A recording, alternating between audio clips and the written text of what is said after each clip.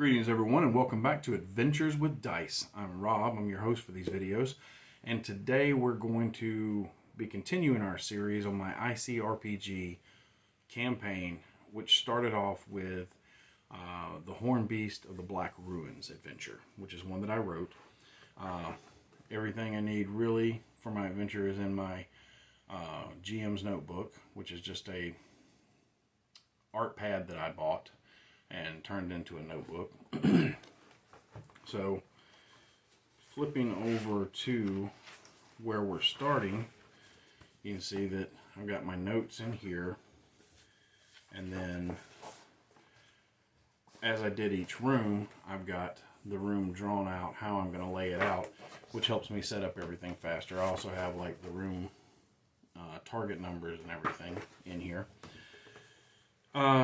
If you want information on how I set the campaign up and what I'm using for it and the characters and their backstory, go back to the first episode in the playlist, and all of that is explained in there, except for Jason's character. So I'll just run through the characters real quick. Tina is playing Jules, the human mage. Haley is playing Delphi, the human priestess. Jimmy is playing Balin, the elf shadow, and Jason is playing Dolgan, the dwarf warrior. So I didn't want to spend a lot of time on our first night of gameplay with them messing around in town and buying equipment for not knowing what they were getting into. So I kind of threw them right into the adventure, which was a little, leading by the nose. But as they go through the adventure, it ends with leaving them with questions and things they want to investigate, and you'll see that as I do each room. I also tried to get a feel with this adventure for about how much gaming we could expect to get done in a 3.5 to 4 hour session. So it was more like 3.5 this time, but there are 3 key encounters in the Black Ruins that they went through, and they did complete the adventure and set up for the next one. So I think it worked out well. Everybody had a blast.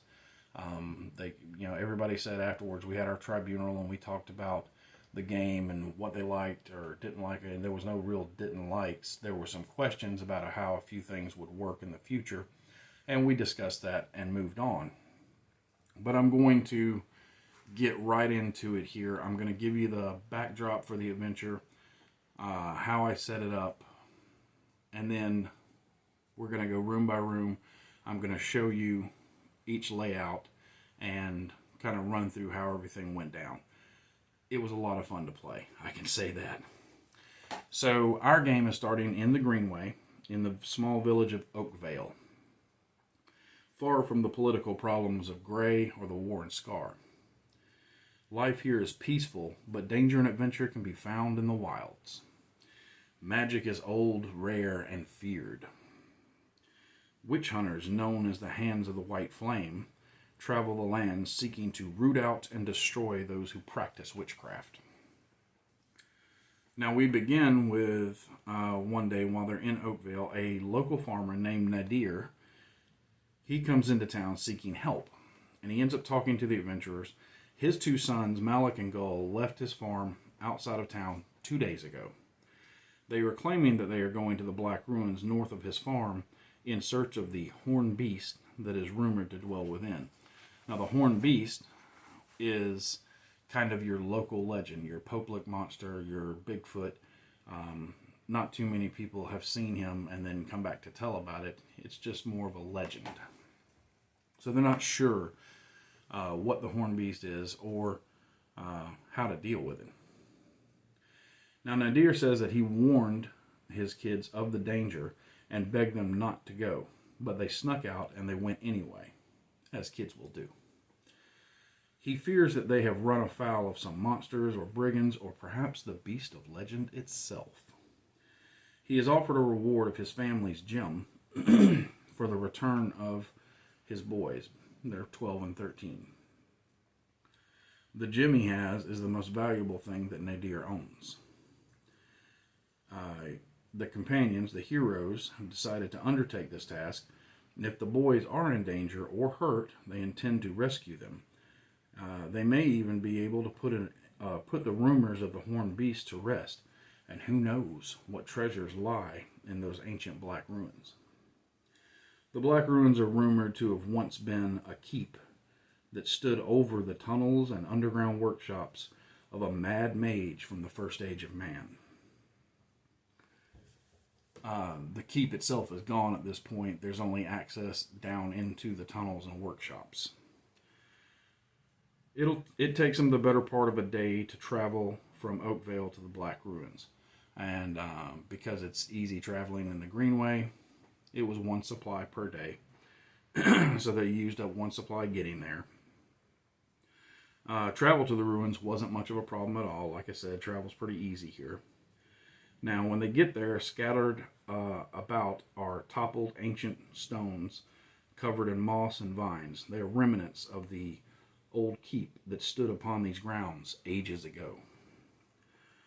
The fall wind blows dead leaves about and carries a foul stench from a stone-lined staircase that leads from a hole in the ground before you down, descending into darkness.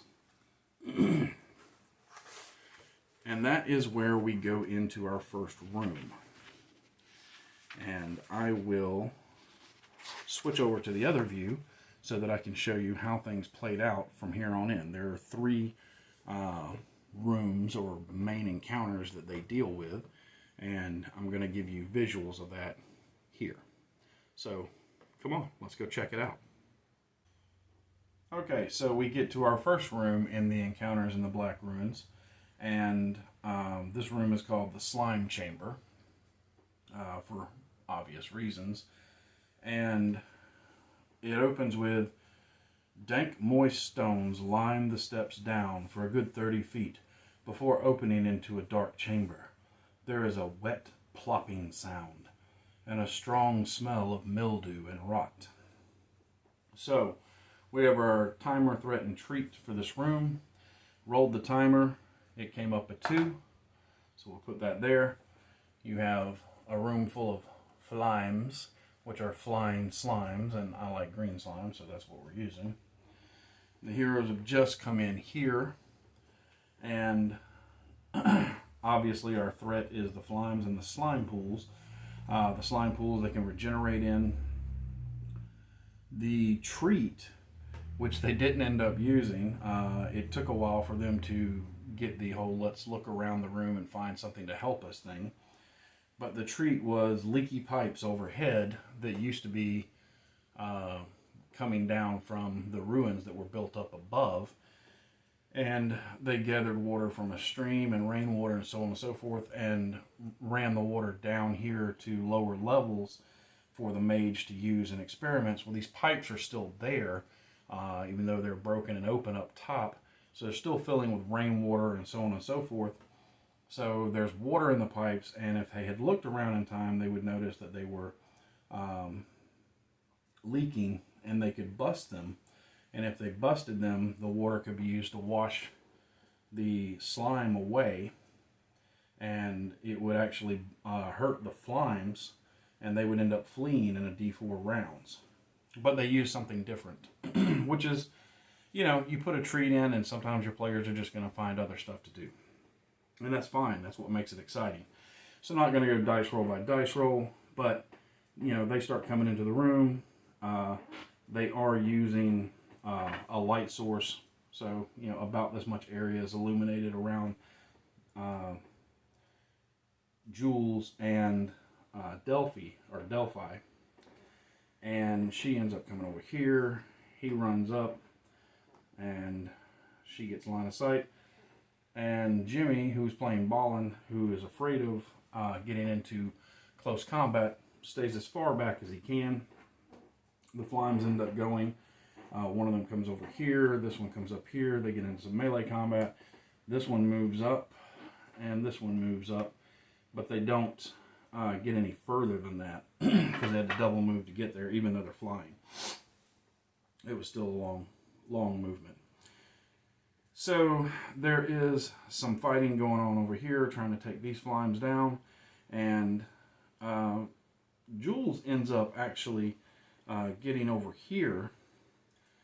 The flimes are closing in, and Ballin is like, nope, I'm out of here. He runs over here. I'm going to stay in the dark on top of these rocks and take some shots. And he ends up, he kills a slime, or a flime. And then we've got this one over here. Jules cast Fireball right here to try to take these two out. And unfortunately, she dropped them to 1 hit point each at the end of her turn. And they went next. And by dropping them to below 3 hit points, but not killing them, meant that on their turn, they split into 2, each one with full health.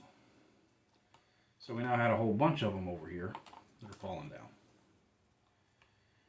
down. Players end up pulling back, fighting this guy. We're fighting over here. The flimes end up going. They're all up in here surrounding the players. Now notice these 3 flimes over here aren't doing anything.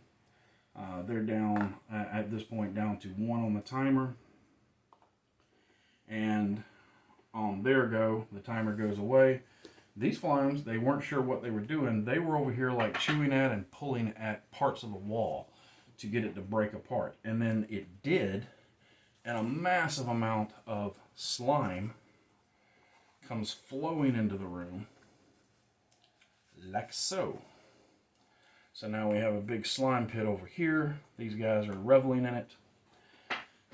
Everybody else, they're fighting, and they're like, hey, we gotta get out of here. So they run over here, they run over here.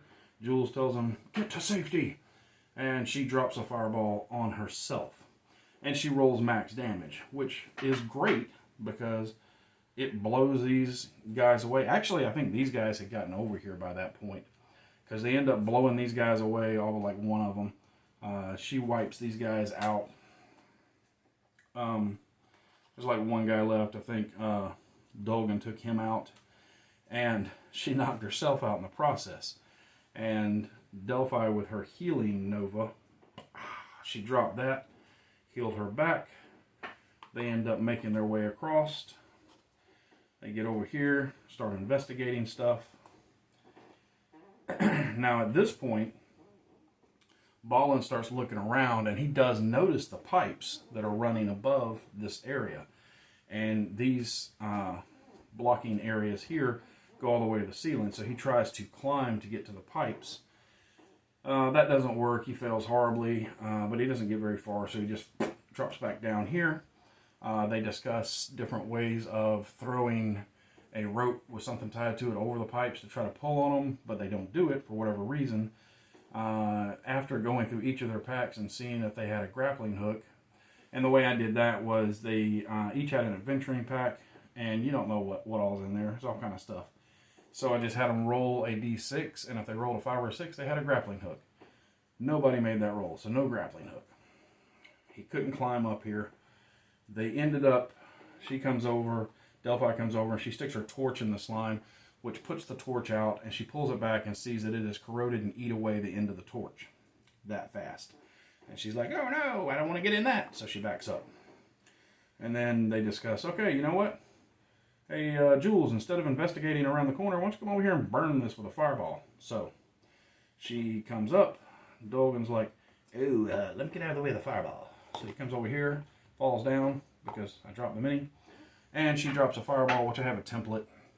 But she drops a fireball that literally covers this entire area, rolls a massive amount of damage, and burns away the last of the slime.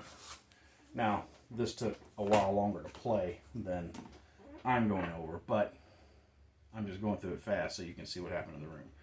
And then they're all like, hey, let's go check out this door. Now, at this point, I'm not going to have every door locked with a lock that takes a heart to get through.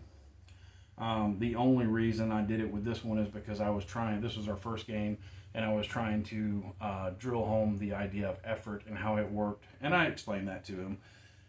So I showed them how effort worked, trying to get the door open. They came up with ways to avoid the slime, so I can't complain about that. That was, I mean, I put a treat in there, but they were like, no, we're just going to burn it.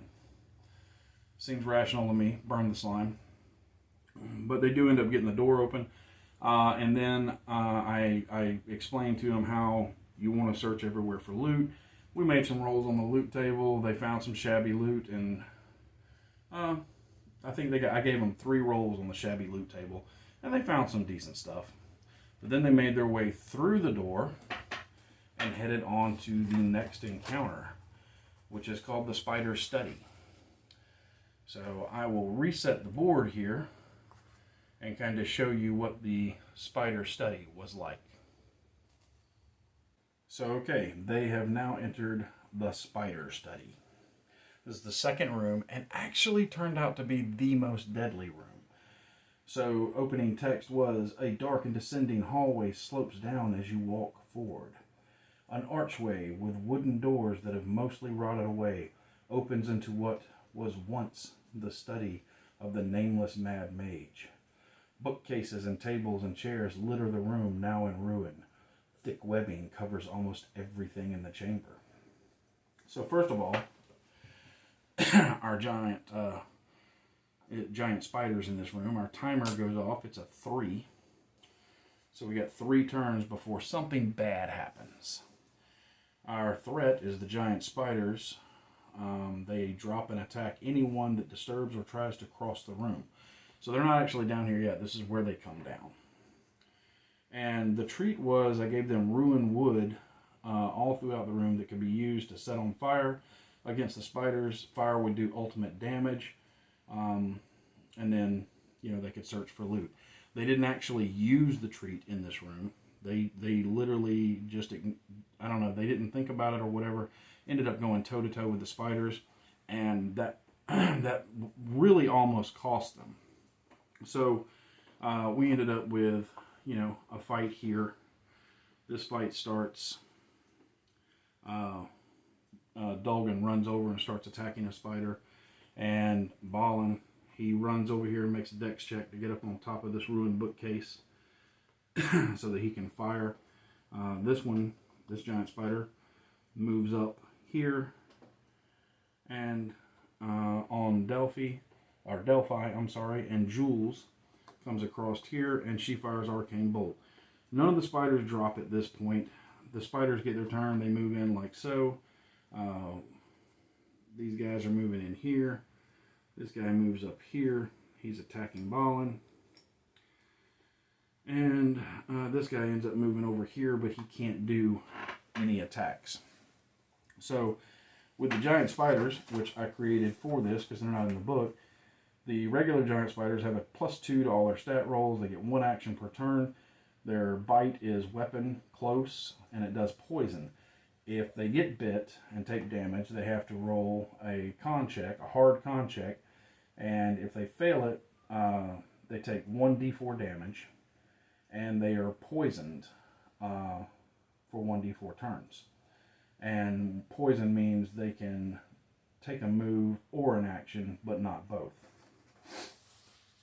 And to get rid of the poison, they have to get healed, which is a hard con check or magic to heal. So the fight ensues. It goes around and around a little bit. We end up with 2 spiders over here. One of them gets killed from fire from here, from Balin, and from Dolgan. They end up taking one of the spiders out. He does that thing spiders do. Jules takes some damage, and then she runs away, trying to get over here. And obviously, Delphi comes over here. She doesn't want to be trapped by 2 spiders, so she is firing her little offensive spell in here. Does a little bit of damage, but not enough to drop them. And the way I track damage on the different enemies like this is I just have a whole bunch of D12s, and when the enemies start taking damage, we put the damage on them counting down. And the D12 just moves with them. Balin got off a couple of shots. He ends up fighting the spider up here. The spider ends up dropping him. And he's about to have to make his death roll next turn. And Dolgan's fighting this spider over here. Another spider moves in on him. He's getting surrounded. This spider decides to go chase her. And Delphi's like, oh no, I gotta get out of here. And the fight goes on. We get down to 1 turn, and then it disappears. She runs over here. Tina's character Jules has moved back into there. She feels like she's safe. Delphi, not once but twice during this battle, has to drop a healing nova to save everybody. So Jimmy's back up. He kills this spider, but the timer runs out. Timer runs out. Boom! Big mama spider comes down and drops into the room. Everybody poops their pants. Oh no! Big giant spider! And Dolgan kills another one over here. Jimmy takes another shot with Ballin, and he ends up taking out a spider. And Dolgan runs over here, and he's hitting on this big spider. And Jules drops a blast on this spider. They end up killing Mama Spider before she gets a chance to attack. But in the fight, they all end up dropping down again, and Delphi has to use her healing nova twice to end up saving them. But they end up picking off the last couple of spiders and wiping them out, finally clearing the room. So we get all the spiders out of there. Everybody gets down. I explain the treat to them. And keep in mind, when I explain that to them, it's not like, hey, you did anything wrong. I'm just explaining the threat, the timer, and the treat to each room so that they understand how the rooms are designed and what they could have done. And then after I was like, yeah, you had all this ruined wood. You could have set it on fire and like hit spiders with it. And they were like, oh yeah, that's a great idea. So maybe next time they'll use something like that against spiders. They ended up doing some rolls in here. I gave them a roll on the ancient loot and one roll on the magic loot. And they rolled some really cool stuff. Because they were in this old study, there was bound to be some magic stuff in here. And one of the things they got was a ring, I think it's a ring of fire or something like that. But it amplifies fire damage, doubles fire damage that you do. So they end up giving that to their firebug Jules, who likes to blow stuff up. And then they're like, okay, we're going to go over here and check this door out. So they come over here and they find out the door is not locked and they can go through it.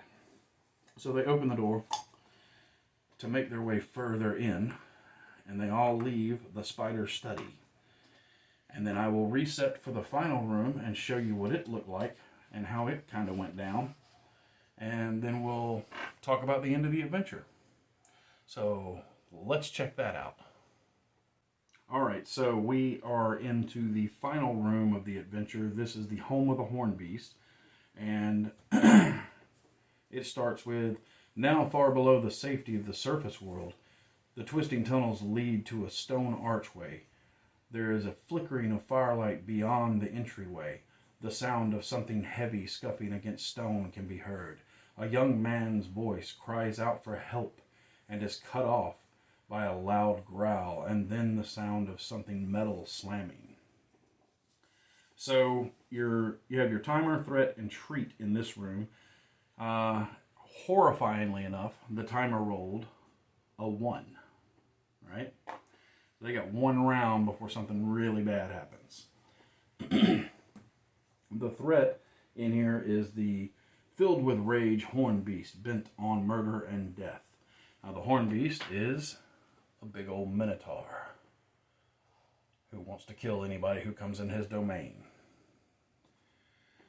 Alright, and the timer that we're having to deal with here, we rolled a 1. The two boys, the minotaur has them. One is locked in the cage, and I didn't have a model for it, but one is over here by the brazier, and he has been hung up and cut several times and is bleeding into a basin. He's basically being bled. The minotaur's drinking from the basin. And that's Gull, who is chained, hanging up on the far end of the room. He has been cut several times. He's bleeding out. There's a basin below him catching the blood for the beast to drink. When time runs out, Gull will be beyond saving. Malik is caged and waiting his turn to die.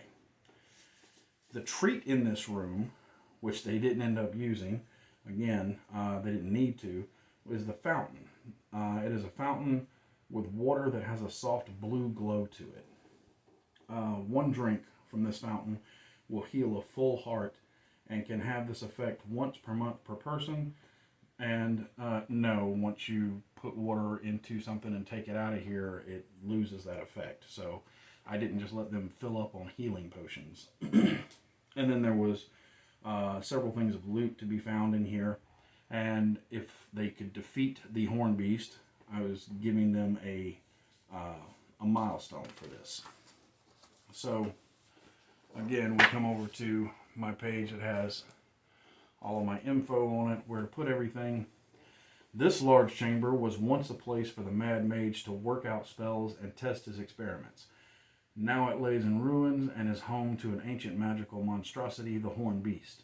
The massive creature stands across the chamber, drinking blood collected in a basin from one of his victims. One young boy is hung up and being bled into a basin, as a large fire pit with a spit nearby will soon roast his flesh. Another young boy is locked in a cage close by. The hornbeast, with his keen senses, is aware you have intruded upon his home. He turns towards you, blood dripping from his mouth. Still, his eyes ablaze with red glow. He tosses the goblet, hefts his axe, and lets out a horrid howl as he prepares to charge towards you in a murderous rage. Now you'll notice also I have these two pieces of ruin over here, indicating that there is a hole in the wall and tunnels leading out deeper underground. Originally not part of the room. Now the heroes know that the pressure is on at this point, because they have one turn and they are aware that if they don't heal that boy within one turn, he's toast. So we roll. I lose initiative, as I did a lot that night, and Dolgan comes up here, leaps up on this thing, prepares to do battle with the beast. And then Tina's character Jules comes over here to get line of sight. Actually, I think she was further back than this, but she tries to get line of sight to over here, where she can position a fireball that's going to drop right here, not hitting the boys, but hitting the Minotaur, who is getting ready to charge over here. And the Minotaur will wreck stuff as he comes across the room. Now, this was very anticlimactic, but it was funny at the same time, so we all had a blast with it. He had 3 hearts. I think he had 3 hearts, yeah. And he's a big boy. But she dropped her fireball, which she also did ultimate on, and had the ring that doubled the damage. And she dropped the Minotaur to 4 hit points out of 3 hearts. I mean, it was a massive blast. Boom! And he howled in pain. And I didn't really need to use the monster AI at this point. He ain't stupid. He's a beast, but he ain't stupid. He knows he's about to die. So he, on his turn, which he goes next, he bolts. And he makes a double move. Whoop! And he's out. He goes down the tunnels. So they don't end up killing the Minotaur, but they drive him off. That way I can bring him back and use him later, obviously. Then our priestess, Delphi, moves up. And she gets up here where, actually I think she was back here. She was just trying to get line of sight over here where she could do her healing nova.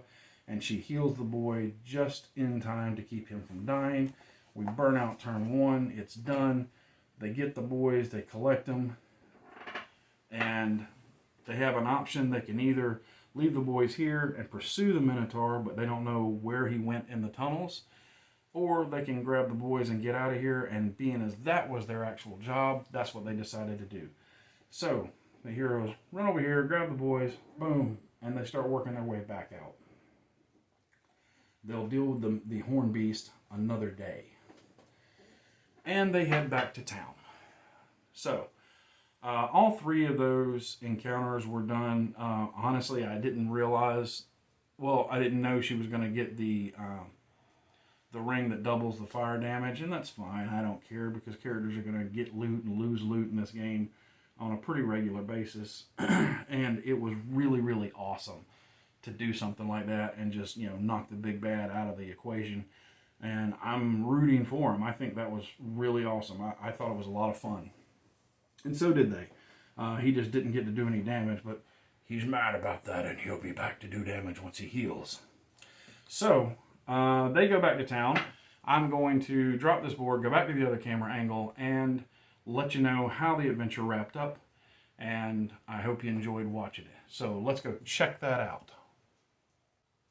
So here we are back in town after the adventure, and the boys have been returned and they are not dead, so that's good.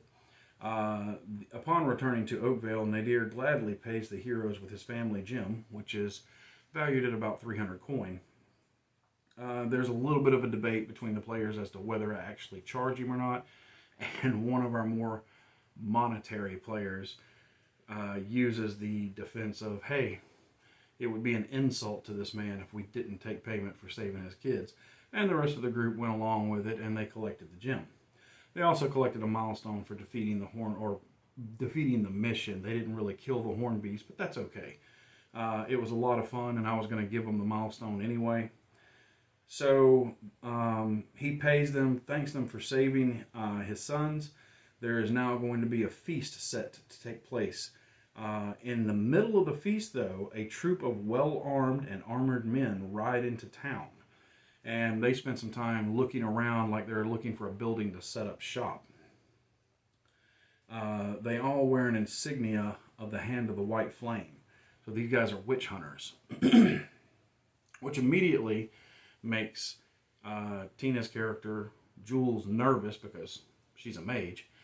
And it really, if you watch the first video, makes Haley's priestess nervous, Delphi, because she escaped the White Flame and is on the run from them. So these witch hunters being in town is bad news. They hear the main guy being addressed as Lord Caspius. Now, that's where the adventure ended. But we have a couple of questions, like why are these witch hunters in town? And hey, where do those tunnels lead under the Black Ruins? And why? And that's all stuff that we can start sussing out in future adventures. Now, admittedly, I gave out more loot than I probably should have. But that's okay. I wanted them to get a taste of rolling on the loot tables. And I don't care if they get super powerful loot because they're going to end up losing it at some point anyway. And it makes the characters, really tough and fast and fun, and they can do all kind of really cool stuff. And it makes the game really exciting. So we came away from this with the thought that number one, everybody loved it. The game played really fast. And there's some reasons for that. One of the things that a lot of us have always done as DMs, and I guess it's just because the way, we always did it. But if you're playing with miniatures and maps and stuff, there's always been a lot of, I'm going to draw, this 60-foot tunnel, and you go down there, and then you look, oh, it's 30 feet one way, 20 feet the other way, and then you draw that on the map. As they slowly work their way from encounter to encounter. But in this, I'm not doing that. I'm just giving a descriptive text representing them walking down long hallways or tunnels or whatever, and then jumping from encounter to encounter, which makes it go a lot faster. And we were able to complete this full story in it was about 3 hours to do everything. And like I said, everybody had a blast with it. They liked the way it played out. They liked that we got so much done at one time. And so did I. So they're left with a couple of questions at the end. They gained a little bit of power. And they're ready for their next adventure. And the hardest part for me is planning in sessions because I've always planned out full campaigns. But I am working this out and trying to plan in sessions. So our next session is called The Blight. And that will be in about 2 weeks. That'll be up because we're playing this every other Saturday. But that's pretty much it. If you'd like to see close-up shots of everything, that'll be one of the things that's on my Patreon page. And, everybody on my Patreon, it's just $1 a month, and you get access to everything. So if you want to see stuff like that or download any of the stuff I write, and monsters I create, and stuff I put up, that's where you can go to do it. And that's pretty much it. I hope everybody enjoyed me going over this. My camera doesn't zoom in super well, so that's about as good as I can get it for giving you a bird's eye view of what was going on in the battle. But I hope you enjoyed it. If you did, like, share, subscribe, all the YouTube algorithm jazz. And until next time, my friends, good gaming and good luck.